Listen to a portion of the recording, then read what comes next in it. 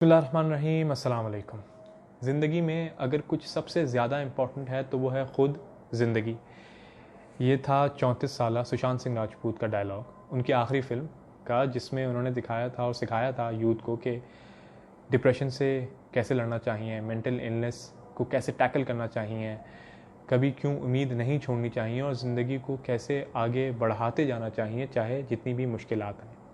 लेकिन किसी को नहीं पता था ज़ाहिर है कि वो अपनी खुद जान ले लेंगे, डिप्रेशन का शिकार हो जाएंगे, सुसाइड कर लेंगे। ये कोई पहला केस नहीं है, ना ही ये आखिरी केस है। सेलिब्रिटीज़ के अब काफ़ी सुनने में आते हैं और आम आदमी भी हर साल काफ़ी सारी खुदकुशियाँ होती हैं। स्टैट्स पर, फिगर्स पर हम बाद में जाएंगे, पहले जनरल बात कर लें कि हमारी सोच क्या है मेंटल इलनेस को लेकर। सुसाइड करना डेफिनेटली आसान नहीं होता होगा और सुसाइड करनी भी नहीं चाहिए किसी को। ये कोई आंसर भी नहीं होता, सुसाइड प्रॉब्लम्स का आंसर नहीं है। लेकिन कोई इंसान अगर खुदकुशी कर रहा है तो याद रखें कोई इंस्टेंट डिसीजन नहीं हो सकता। स्पेशली सेलिब्रिटीज़ को देख के हम ज़्यादा हैरान इसलिए होते हैं क्योंकि हमारे स्टैंडर्ड के हिसाब से पैसे से ख़रीदी जाने वाली हर अशिया इनके पास है। इनके पास दौलत है, शोहरत है, हर चीज़ है, हर आसाइश है, लेकिन फिर भी अपनी जान ले लेते हैं क्योंकि पैसे से ख़रीदी जाने वाली हर चीज़ है, लेकिन ज़हनी सुकून नहीं होता काफ़ी लोगों के पास, चाहे पैसा जितना भी हो। क्वाइट क्लियरली सुशांत सिंह राजपूत के पास भी नहीं था। जितना ये शॉकिंग है उतना ही ये सच भी है। ज़हनी सुकून पैसे से नहीं आता।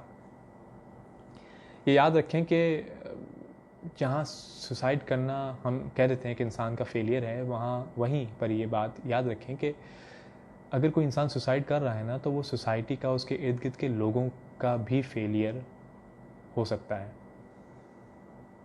एक मेंटल इलनेस में जो शख्स होता है ना,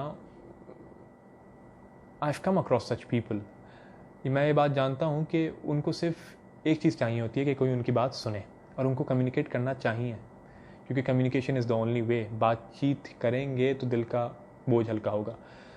लेकिन काफ़ी लोग होते हैं जो कि उनकी बात नहीं सुनते। माशरे में काफ़ी कॉमन है, हमारे हम कह देते हैं अबे चलना क्यों रो रहा है, बकवास कर रहा है यार, हर वक्त रोता रहता है ये शख्स, अबे चुप करना, चिल ब्रो, यार तुम इतना ओवर थिंक क्यों करते हो, तुम नींद पूरी करो, तुम खाना सही तरह खा रहे हो यार, तुम भूखे हो ना, तुम खाली पेट क्या क्या सोचते हो यार, अबे इतना जहन पे जोर मत दिया कर।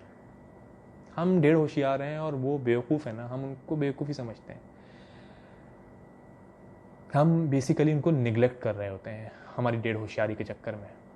अगर हम एक भी दफ़ा उनकी बात पूरी सुन लें और शायद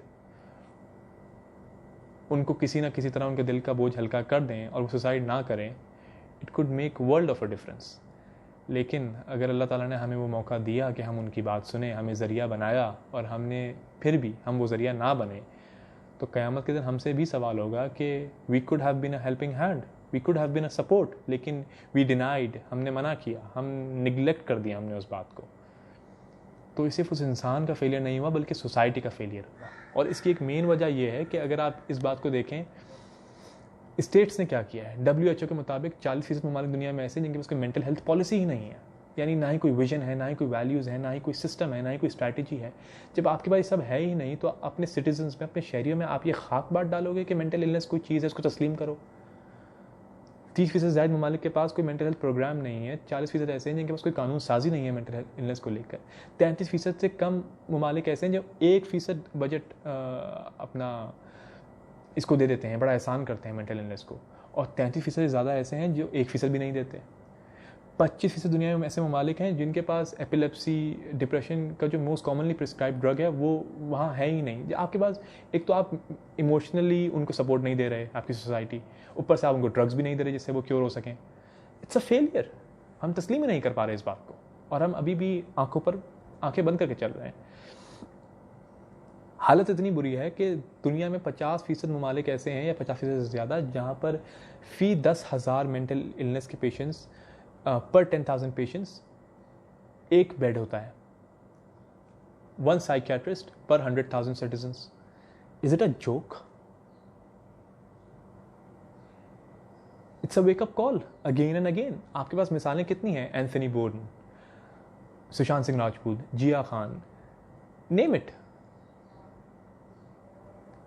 suicide is never an answer, लेकिन क्या स्टेट, क्या सोसाइटी, वो इमोशनल इंटेलिजेंस है हमारे पास? मिसाल चलिए, ये तो स्टेट का फेलियर हो गया, हमारे पास कोई ज़ाती शऊर है या नहीं है? मिसाल के तौर पर हर साल 8 लाख बंदा डिप्रेशन से, मेंटल इलनेस से सुसाइड करता है। 1 करोड़ 60 लाख कोशिश करता है, अल्हम्दुलिल्लाह नाकाम हो जाता है। यानी हर 8 लाख में हर एक बंदा जो कामयाब होता है सुसाइड करने में, 20 ऐसा होता है जो नाकाम होता है, अल्हम्दुलिल्लाह। 8 लाख बंदा सुसाइड करता है डिप्रेशन से। It's a failure of the state, failure of the society to not listen to them. वो 8 लाख बंदा सुसाइड करता है, 15 से 29 साल की एज का जो यूथ होता है उसमें ये second most common way of death है। अगर हम सुन लें, अगर हम इमोशनल इंटेलिजेंस अपने अंदर पैदा कर लें, एम्पैथी पैदा कर लें, it would make world of a difference. लेकिन हम नहीं कर पा रहे। It's our failure and it's about time to realise it. Mental illness को जानें और लोगों की बात सुने, उनको चिल ब्रो, तू बहुत रोता है, चल बकवास बंद कर, सब सही हो जाएगा, उनकी बात तो सुन लो भाई। खुदा अपना ख्याल रखिएगा। अल्लाह हाफिज़।